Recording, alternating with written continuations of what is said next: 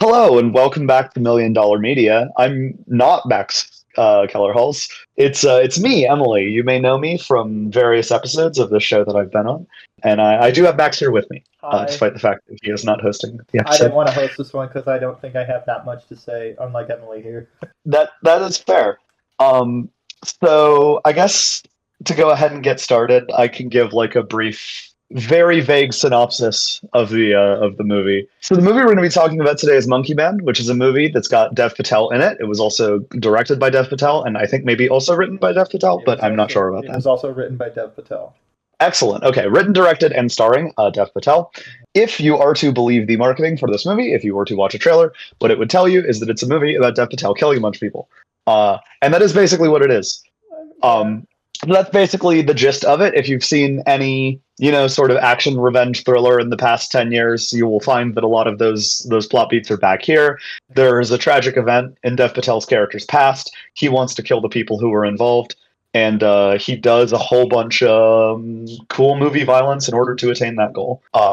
But what I liked about this movie, and I'll be curious to hear your opinion on this, Max, is that it feels like relative to other movies that this sort of shares a genre space with, it felt like there was a lot more downtime for the characters to like breathe and actually talk about the stuff that was going on in their lives rather than just being raw action spectacle the whole time. I And agree. I thought that that was really interesting. I agree. Yeah, if you're going into this movie thinking that you're going to see Indian John Wick, you are not. Quite. There's a point in the movie where he goes to like a weapons dealer. The guy says like, "Oh, I got that gun from John Wick, like that Viper and all that kind of stuff." And he literally says, "Nah, I don't need something more subtle." And I feel like that is a direct nod to the audience saying that like this is not John Wick. This is something smaller and more like precise and meaningful than John Wick. Yeah. But it's not making fun of John Wick in any way. It's just basically saying we're not doing that. It wants to be different. And it's Yeah, a movie that I respect the ways that it intentionally diverges itself from, the traditional action revenge thriller I agree. in several ways, but one of them being the fact that when you really sit down and think about it, there are only two action sequences in this entire movie. Um, I would say four actually. would you? Yes, because if you're thinking about the ones that are with him going directly for his mission, I'm counting the him in Oh, the at the actual at the boxing ring. in the ring. Those are Yeah, technically action sequences. They also are for the plot, but I would say four because you get your opening, then you get the one that happens in the midway, then you get the one towards the beginning of the third act, and then you get your finale. And the finale is yeah, just a lot. yeah. The finale does contain. I won't spoil this because I feel it's a moment that has to be experienced in watching the movie. Uh-huh. Possibly one of the most shockingly violent kills that I've ever seen in like an action movie, and it sort of comes out of nowhere. That shit Yeah, was awesome. Like it was fucking metal as hell. Yeah, it was really cool. But yeah, yeah, I want to talk about the action real quick because like I'm very much like an action movie junkie. Like I really love the art of action. I think the action is good overall and there's some really good choreography. But there's some parts yeah, that I just have problems with the actual filmmaking of, and I think that could be because of the limitation of it's the director being the main actor, and he has to be behind the camera, so he has to like he can't see everything. So there's a lot of moments where I'm noticing there's a lot of shaky cam and it's really hard to see what's going on. The scenes in question are not really made to be disorienting. They're just like, okay, I'm having a hard time where I am spatially. But other than yeah. those moments, I felt like the actual choreography of the action is really well done, especially when you find out that the Dev Patel broke his hand day two into filming. Yeah. So it's like shit. You can't tell because he's just going at it. But yeah, I just have some like little nitpicky stuff because I just I watch a lot of action movies and I know what I like and I know what I don't like. And I felt like there were some moments where I was like, okay, I wish I could understand where this is going more. Yeah, I mean, it is obviously Dev Patel's first time directing like a feature Oh film, yeah. Uh-huh. and I will say on use of shaky cam, there is an intention to how it's used in the movie because there's a point in the movie where it sort of stops happening. That, however, comma, that does not make it like good or make it a pleasant watching experience because Yeah. you're right; those scenes are very hard to follow. So Hmm. it's one of those things where it's like I respect why you're doing this, Hmm. it is still making the movie sort of hard to watch. It's one of those things where it's like, yeah, I get what you were going for. It's just it doesn't really work, which I think is kind of endemic to the work of new directors. So I'm not going to like hold it against the movie. Yeah. But here's the thing. Again, yeah, this is his first film, like major, big budget feature film. And I noticed a lot of like soft, like freshman mistakes, if you will, because I've also done those same mistakes whenever I did my first short. So, Right. but then again, he had more money, I had none. So it is a lot better than anything I've ever made. It's just things that I do have to point out because, again, we're critics, and I think it's only fair. That way, if he does do another film, which I highly think he should, I would like to see this improved on because I do think there's some shots in this film that are like really, really well done. I was like, that is amazing. He definitely has an eye that I appreciate and I would love to see more of. Like there's two scenes that I could go directly to that I'm like, that was really well directed and had no dialogue and told me everything that needed to be done. The first scene is the one where it's a pickpocketing scene. Yeah, where 151 Run by Jid is playing over it. Oh, that's who that is? Yeah. I don't know that many like artists and stuff like that when it comes to like the music scene. There was just one scene in this movie that did take me out. Was like, why the fuck is the devil is alive?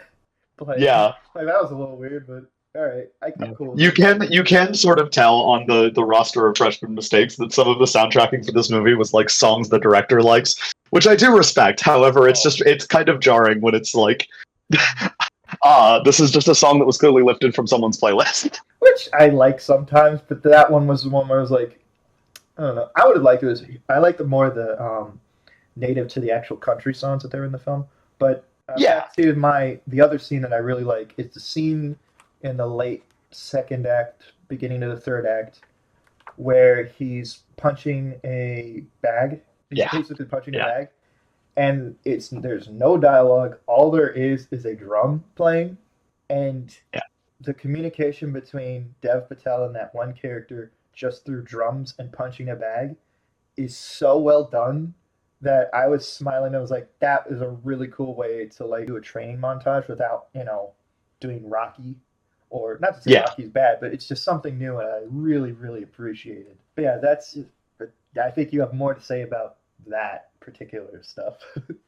Yeah, I guess we can kind of get into that. This movie features a whole bunch of transgender people as a primary focal point of the second act and early third act. Dev Patel's character winds up in a temple that is being taken care of by Indian transgender people. I am going to admit a little bit of my own blindness here. There are complexities to the transgender community in India that go a little bit beyond my realm of knowledge, but I know that there are differences that extend beyond like Western conceptions of gender and the transgenderism. Transgender identity, I should say, not transgenderism. That's a weird word, but there are aspects of that obviously go beyond my realm of like my locus of knowledge. So if I get anything wrong, my bad. But I'm going to talk about my opinion on how this content of the movie was handled as a trans person myself. Yeah, I would also like to say the same thing, as well as Indian politics in general.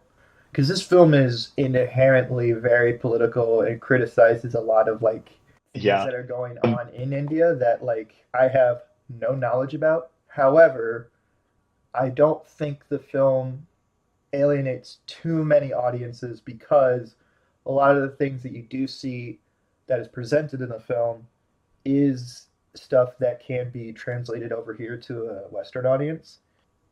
I think Dev Patel did a really good job of trying to like translate political issues across, various different cultures. And I felt like he did, I don't know, it was really well done how it was communicated to make you feel for what is going on.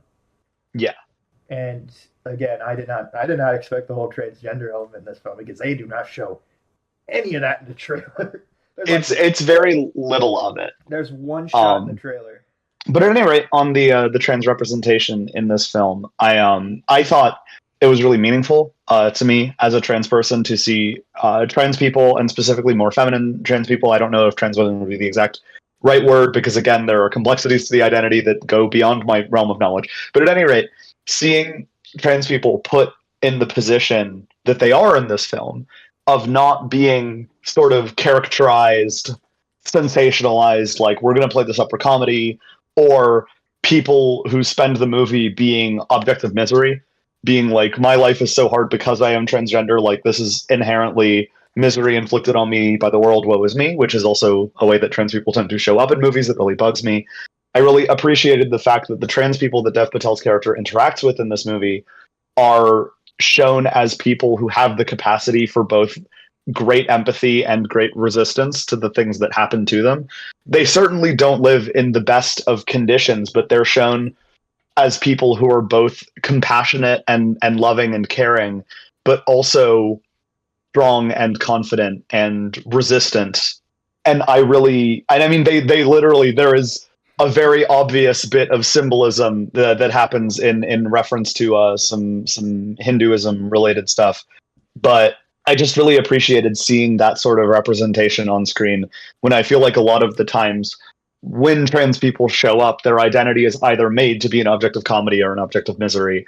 And so to see trans people showing up and extending their meaning to the film and their meaning, their significance to the main character so far beyond that was very cool. So that was something that I wanted to comment on, and the reason I wanted to host this review was because I wanted to talk about the fact that this movie really does have like a great love for all oppressed people, but specifically trans people and women. It's very interesting because I would argue in many ways this movie is endemically about the struggles of oppressed people, but specifically like gendered and sexual minorities. Uh, Especially in the way that some of the content in the treatment of women by the villains of the film is handled. Oh yeah. Like you can tell that this is a movie that sees one of the great evils that it can portray as tying fascism endemically to like gendered violence and sort of gendered oppression. Mm-hmm. It definitely takes that aspect and is like, we're going to center this. And even though we have our main character, who's a dude, it's Dev Patel, he's not a woman, as far as I know. But at any rate, we have this male character leading this story, and the struggles that he himself has gone through in life and the struggles of the people he surrounds himself with are fundamentally the struggles of women in many ways. Mm-hmm. And I found that to be very refreshing, considering, like, look, I love the John Wick movies. I'm not going to pretend that I don't enjoy watching them.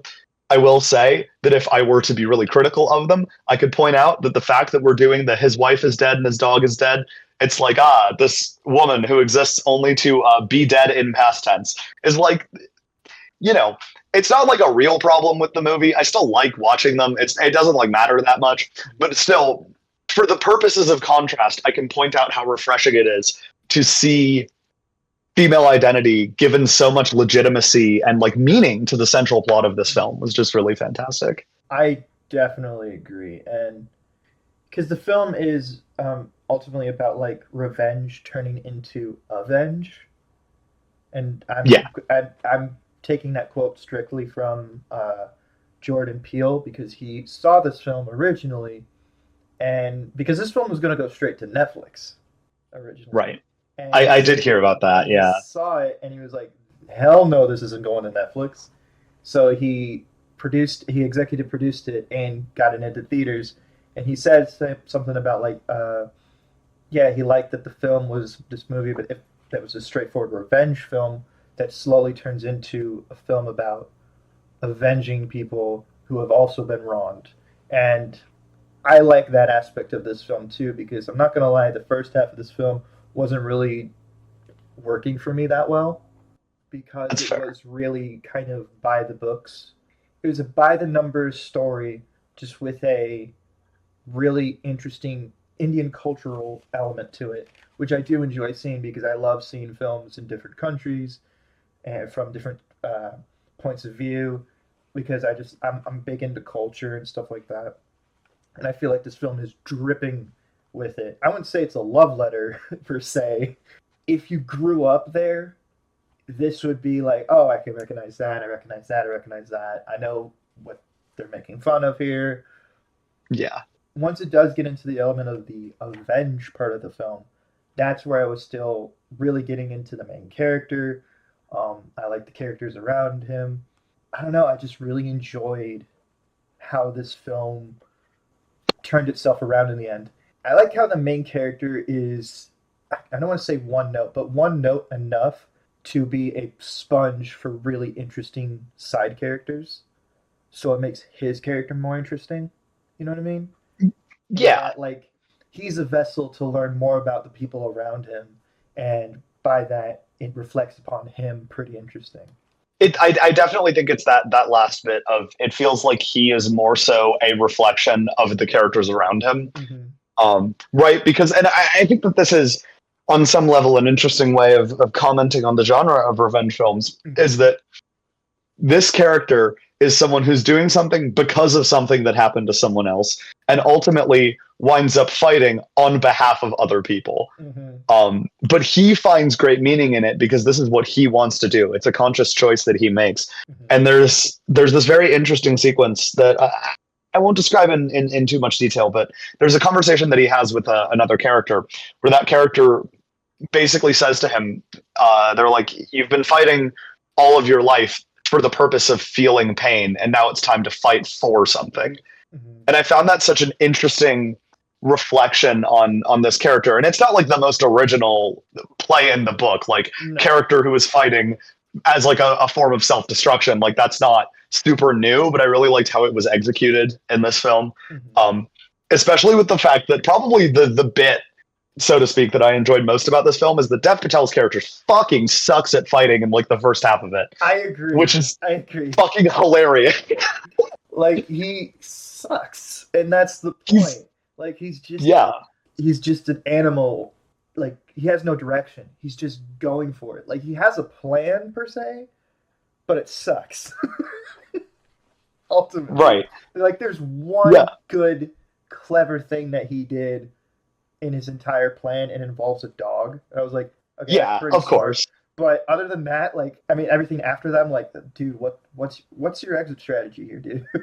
Shout out. This is in the trailer, so it's not a spoiler. But there's a bit where he attempts to jump out of a window, but he doesn't hit it with enough force, so he just kind of boom and falls off it. I love that.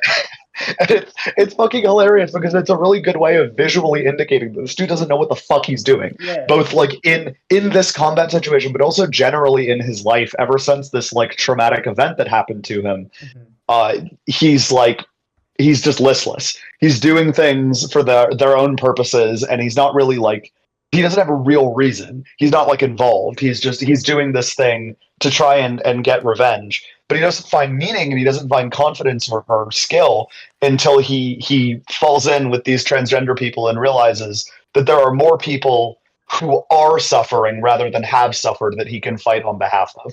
Right? Because revenge is fundamentally a past tense action. This is I am going to do this because this thing happened. Whereas what the mindset that he falls into in the second half of the movie is this is happening and I can do something about it. I can fight for change. I can fight for this thing that's happening rather than obsessing over this thing that has already happened. Yeah. And that shift in mindset is so fascinating and meaningful for a story like this. And I really enjoyed that. I did too. Yeah, like, again, the last half of this film really switched me into liking it. Like, it's not going to be my favorite film of the year. It might get like an honorable mention because I do think it. I want to see more from Dev Patel, either in an action movie role or just more movies from him, because I definitely think he wants to do more action movies. Right. Because, like, the reason why he made this is because he wasn't getting anything like this. Like, Right. if you see most of the films he does, he's just the really nice Indian guy who who's just like there, like, he's just really pleasant and Yeah. stuff like that. But when you see him in this film, he's like he's terrifying. Like, Yeah. he doesn't know what he's doing, but he's still like opposing. He's taller than every other character in this film. I will say I found it interesting again, for just comparing it to other movies of its ilk. There's not a lot of guns used in this movie in the action sequences, which I feel like is pretty typical of a lot of action movies, especially Western action movies. A lot of the more like martial artsy stuff you find Asian movies, I will say, Hmm. just kind of as a whole, a lot of like Hong Kong sort of that style of movie Yeah, really relies much more on martial arts than anything else. yeah. And I really appreciated the fact that this is a pretty bloody mess of like melee combat and not a lot of like shooting people with guns, Hmm. which I really enjoyed. I mean, I am a person who likes to see some brutal fucking violence in movies, and this certainly delivered. Hmm. Especially Same, especially same. in the last half. Uh-huh.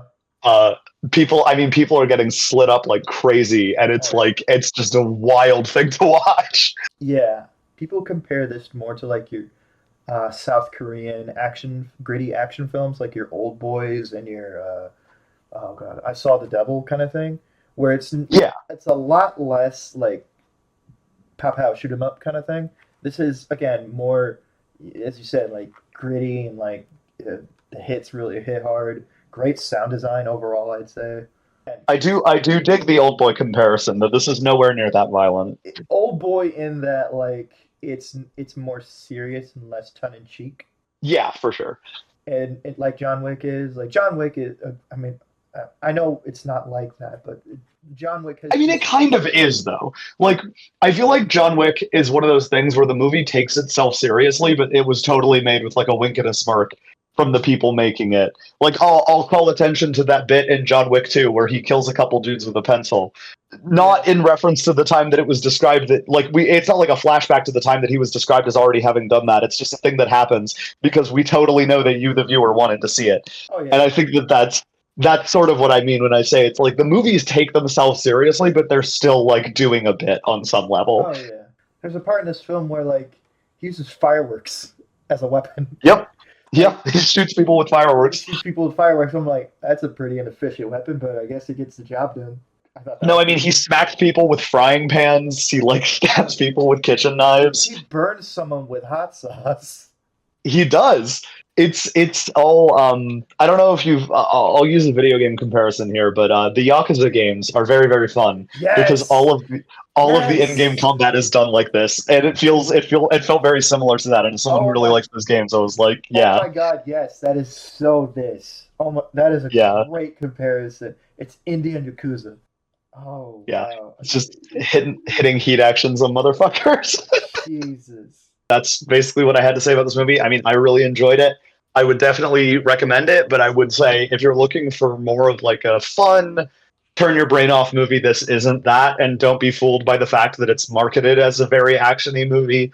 You're not going to find what you're looking for if that's the vibe that you're going for. So just to wrap up, a couple things you can look forward to here on Million Dollar Media. We have May Monkey Madness coming up, where we'll be watching all of the Planet of the Apes. Well, not all of them, but the newer Planet of the Apes movies. The Caesar You can trilogy. find, yeah, you can find more information about that on our community tab, I believe, and the Million Dollar Media Instagram. Yep. We also on our Patreon have Million Dollar Media After Dark starting soon, which, as you can tell by the name, it's this show, but a little more adult. And we'll have an episode of that out soon, so be on the lookout for that. Beyond that, thank you for listening, and be sure to like, share, and subscribe.